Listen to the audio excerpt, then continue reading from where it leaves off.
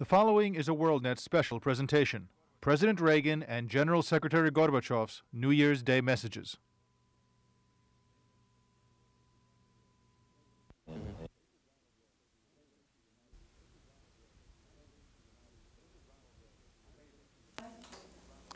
Good evening. This is Ronald Reagan, President of the United States. I'm speaking to you, the peoples of the Soviet Union, on the occasion of the new year. I know that in the Soviet Union, as it is all around the world, this is a season of hope and expectation, a time for family to gather, a time for prayer, a time to think about peace. That's true in America, too. At this time of year, Americans traveled across the country in their cars, by train or by airplane, to be together with their families. Many Americans, of course, came to the United States from other countries, and at this time of year, they look forward to hosting friends and family from their homelands. Most of us celebrate Christmas or Hanukkah, and as part of those celebrations, we go to church or synagogue, then gather around the family dinner table. After giving thanks for our blessings, we share a traditional holiday meal of goose, turkey, or roast beef and exchange gifts. On New Year's Eve, we gather again, and like you, we raise our glasses in a toast to the year to come, to our hopes for ourselves, for our families, and yes, for our nation and the world. This year, the future of the nation and the world is particularly on our minds. We're thinking of our nation because in the year ahead, we Americans will choose our next president. Every adult citizen has a role to play in the making of this decision.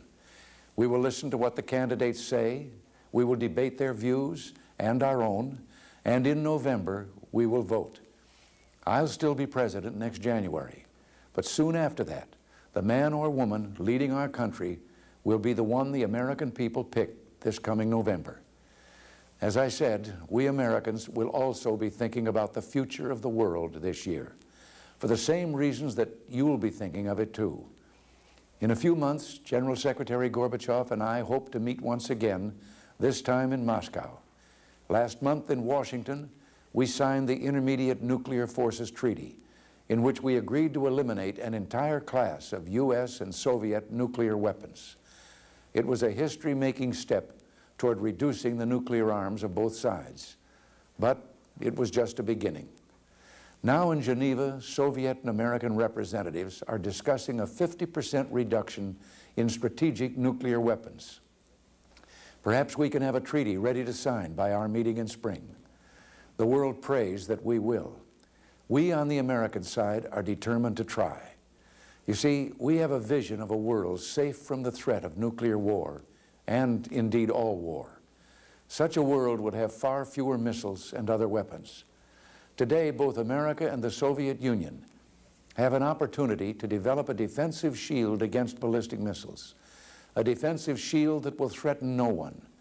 For the sake of a safer peace, I am committed to pursuing the possibility that technology offers.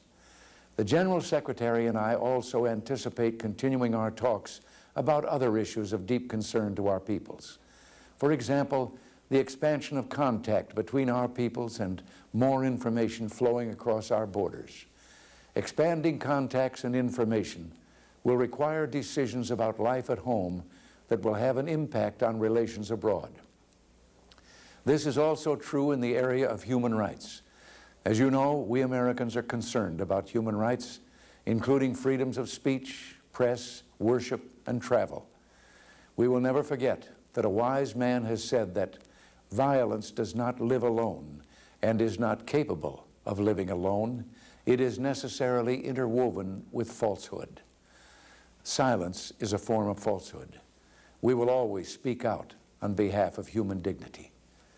We Americans are also concerned, as I know you are, about senseless conflicts in a number of regions. In some instances, regimes backed by foreign military power are oppressing their own peoples, giving rise to popular resistance and the spread of fighting beyond their borders. Too many mothers, including Soviet mothers, have wept over the graves of their fallen sons.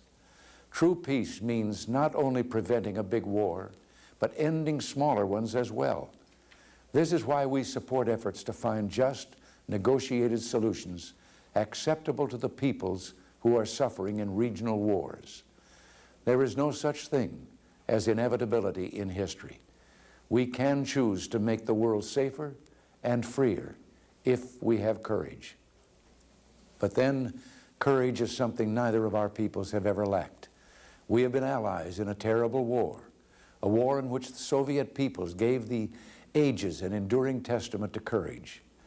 Let us consecrate this year to showing not courage for war, but courage for peace. We owe this to mankind. We owe it to our children and their children and generations to come. Happy New Year. Thank you, and God bless you.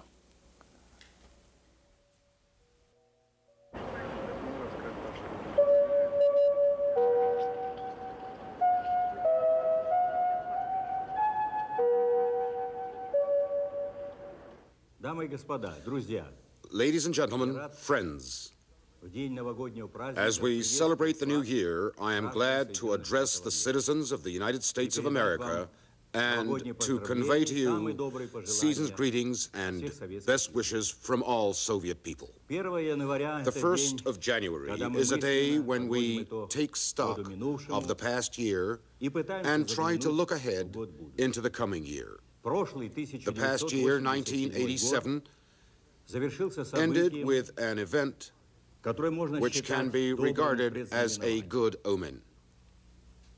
In Washington, President Reagan and I signed the treaty on the elimination of intermediate and short-range missiles.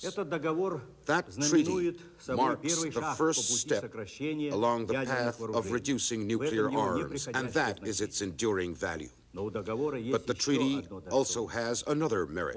It has brought our two peoples closer together. We are entering the new year with a hope for continued progress towards a safer world.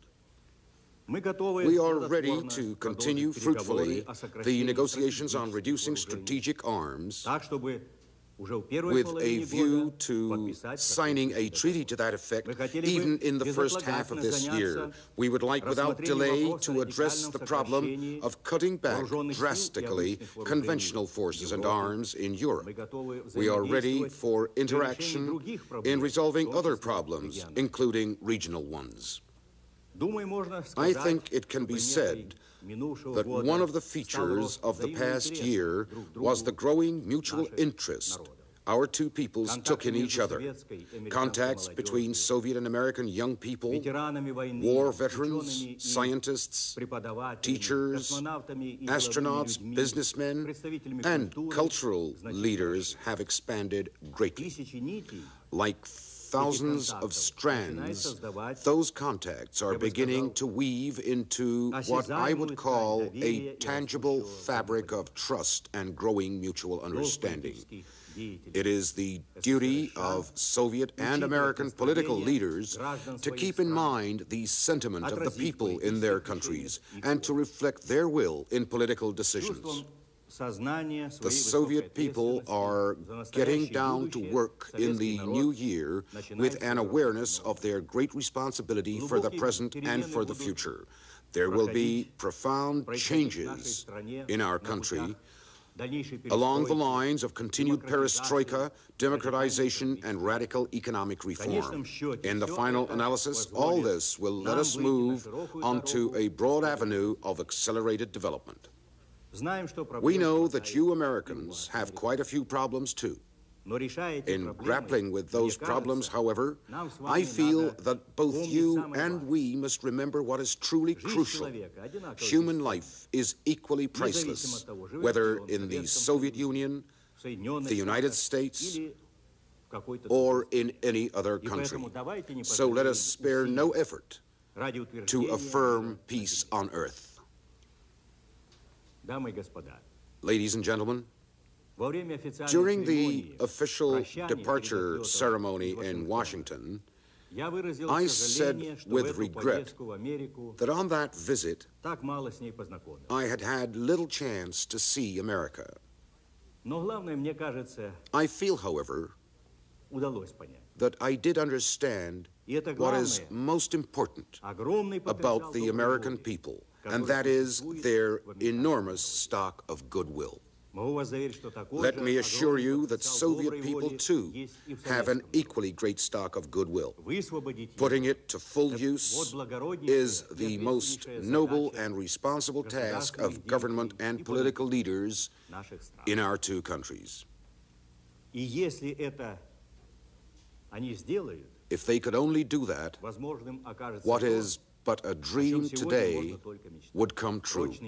A lasting peace, an end to the arms race, wider-ranging trade, cooperation in combating hunger, disease, and environmental problems, and progress in ensuring human rights and resolving other humanitarian issues.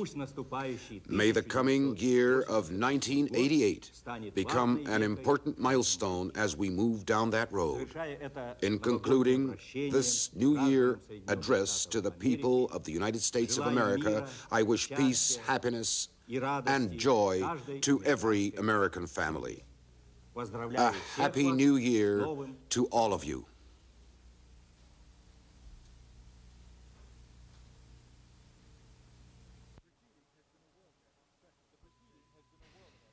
The preceding has been a WorldNet special presentation.